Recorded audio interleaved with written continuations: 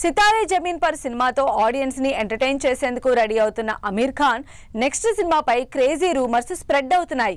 Kollywood star director Lokesh కనకరాజ్తో ఉండబోతుందని B town లో చర్చ జరుగుతోంది.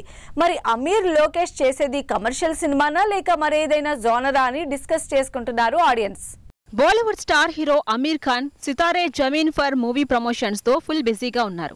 ముంబైలో జరిగిన ఈ సినిమా ఈవెంట్ లో తన నెక్స్ట్ ప్రాజెక్ట్స్ పై ఇంట్రెస్టింగ్ కామెంట్స్ చేశారు అమీర్ ఖాన్. పీకే సినిమాకి సీక్వెల్ లేదని అవన్నీ రూమర్సే అని చెప్పిన అమీర్ నెక్స్ట్ రాజ్ కుమార్ హిరానీ డైరెక్షన్ లో దాదా సాహెబ్ ఫాల్కే బయోపిక్ కోసం రెడీ అవుతున్నానని చెప్పారు. అంతేకాదు తన 25 ఇయర్స్ డ్రీమ్ ప్రాజెక్ట్ అయిన మహాభారత్ ప్రాజెక్ట్ ని 3 or 4 ఇయర్స్ లో ప్లాన్ చేస్తానని చెప్తూ లోకేష్ కనగరాజ్ తో చేయబోయే సినిమాపై కన్ఫర్మేషన్ ఇచ్చారు అమీర్ ఖాన్.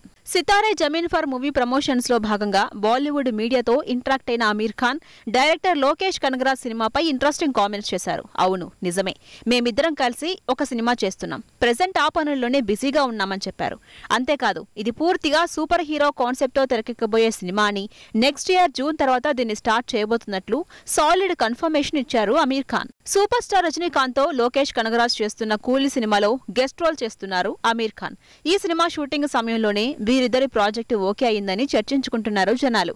ఇప్పటి వరకు ఖైదీ, విక్రమ్ లాంటి కమర్షియల్ ఎంటర్టైనర్స్ ని సినిమాటిక్ యూనివర్స్ గా తెరకెక్కించిన లోకేష్ అమీర్ ఖాన్ తో చేయబోయే సూపర్ హీరో కాన్సెప్ట్ సినిమా ఏ రేంజ్ లో ఉంటుంది అనే దానిపై క్యూరియాసిటీ పెరిగిపోయింది జనాల్లో.